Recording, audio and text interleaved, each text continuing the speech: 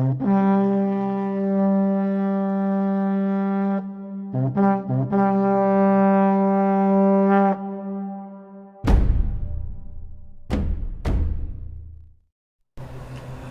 morning, everybody. So the latest news today is from GW on their Warhammer community page, and good news, they updated the Warlord traits. And I didn't think that they would do this so early. But I think what they did, the reason they did this was because a few days ago, maybe on Saturday or during the time pre-orders happened, a lot of reviewing sites like Mini Wargaming and Beasts of War and Bell of Lost Souls and many others, they started reviewing the codex. But the thing is that they started posting videos of their reviews of the codex. But the problem is that the codex was not updated. Now, before I go into the Warlord trait, now I have the Warlord traits up right now. But what I want to do is I want to kind of read what they said, what the Warhammer community said. Fresh from the Hall of the Great Wolf, we bring important news about an update to the Warlord traits found in Codex Space Wolves. Within the forthcoming Codex Space Wolves released on Saturday, there is an error we would like to correct. Bear with us, we'll explain everything. We sent the codex to the printer, confident that we had done a great job of bringing the Space Wolves into the new edition. However, following some additional play testing, we realized the Warlord traits didn't represent the heroic leaders of the Space Wolves chapter as well as we wanted. So we decided to redefine their Warlord traits with a brand new mechanic, Sagas, which rewarded you for performing epic deeds with your Warlord. The final version of the rule is fun, thematic, and powerful, and we were quick enough to get it into every version of the codex apart from the English language ones. Sorry. So that's going to be a bit of a kick in the nuts. But so far,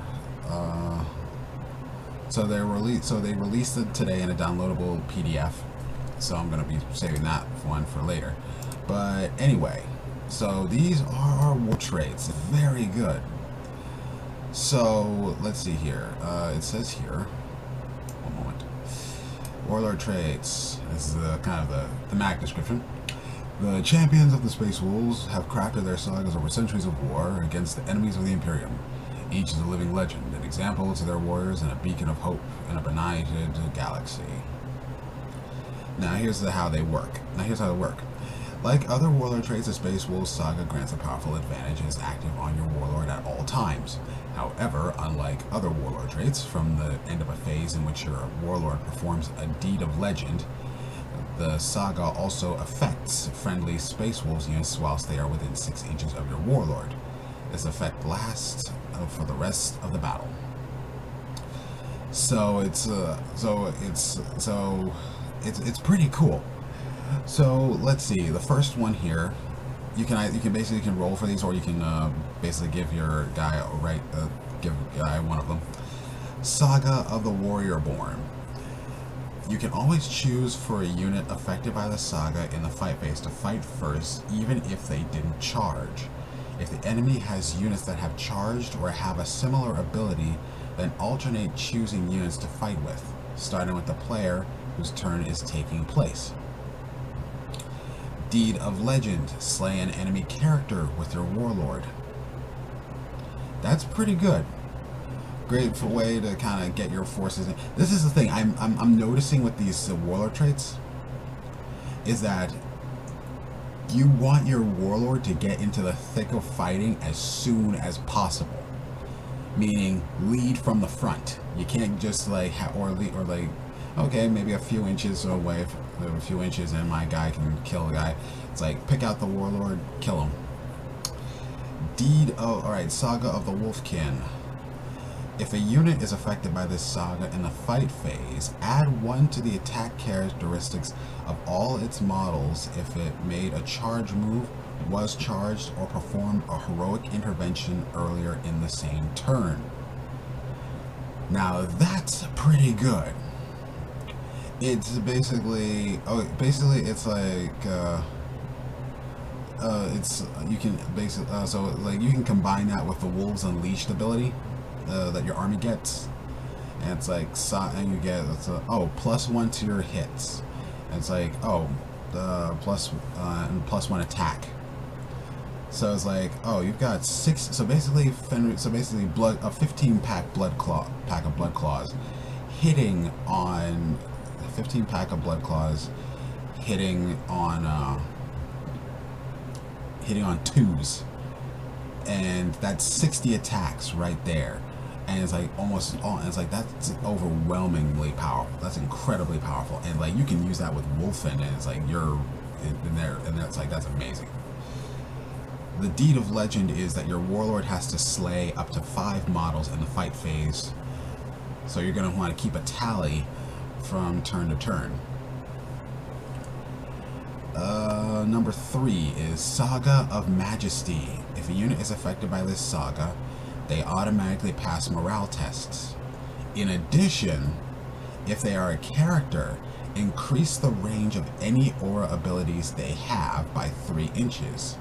Ergo, the Great Wolf and Jarl of Fenris, or the Thane to the Jarl, but it excludes explosions, healing bombs, battlesmith abilities, relics of the Fang, and effects of psychic powers. So that kind of tampered down on some of my stuff there, on some ideas there. But the deed of legend is that your enemy warlord, you have to slay the enemy warlord with your warlord. Saga of the Beast Slayer. Add 1 to wound rolls for attacks made by a unit affected by this saga that target a monster or vehicle. Now, Saga of the Beast Slayer was already in the preview edition. Was in the preview.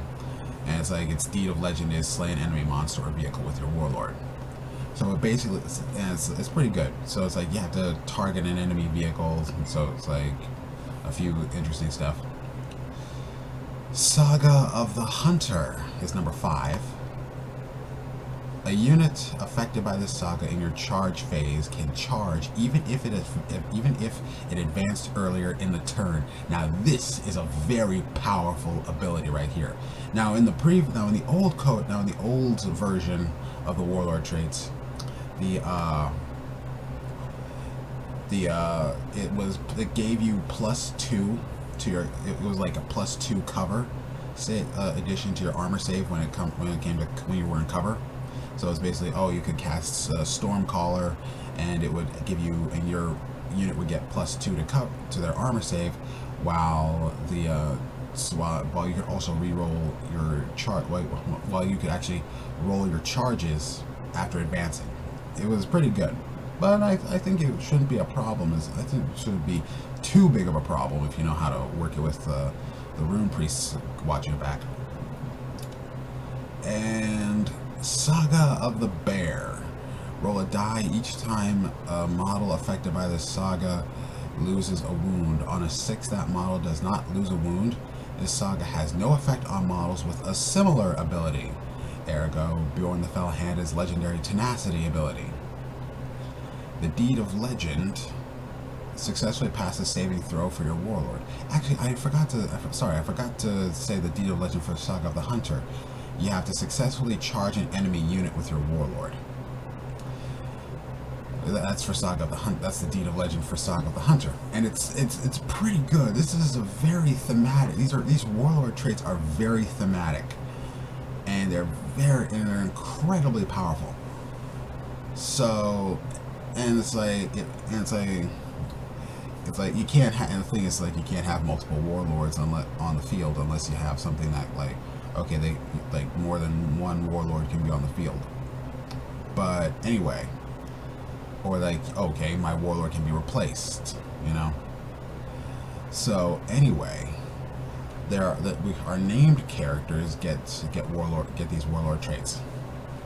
Arak Rockfist gets Saga of the Bear. Bjorn the Fell-Handed, Saga of Majesty.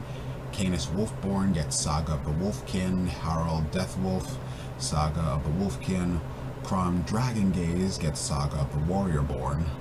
Logan Grimnar, Saga of Majesty. Njal Stormcaller, Saga of Majesty.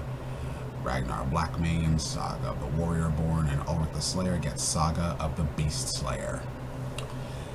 So basically, these are incredible abilities, and I'm glad that GW kind of clarified them, so we don't have to exactly wait for the code. We don't exactly have to wait for the FAQs. They fix this problem, and they fix this problem really quickly.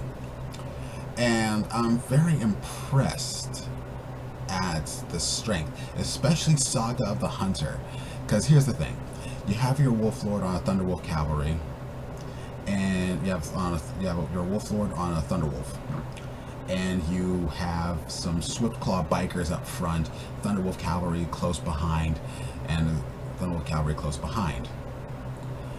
Your Warlord is gonna have to be in the front to sit or close by or get some decent cover so that he can charge in. And what you can have is your Wolfen on the flanks of your units, because the wolf on the flank of your army. Because what will happen is Wolfen because Wolfen grant +1 attack when it comes to hunting, but also Wolfen are capable of re-rolling their or on their own are capable of re-rolling their charge rolls, and they can advance and charge. So, and it's incredibly powerful, and it's like maybe you want your Wolfen not really in the flanks, but you want them to cause a bit of a disturbance, It's really fun. Or it's like Saga of the Wolfkin, great for it's very energetic, and it has a lot of energy in here.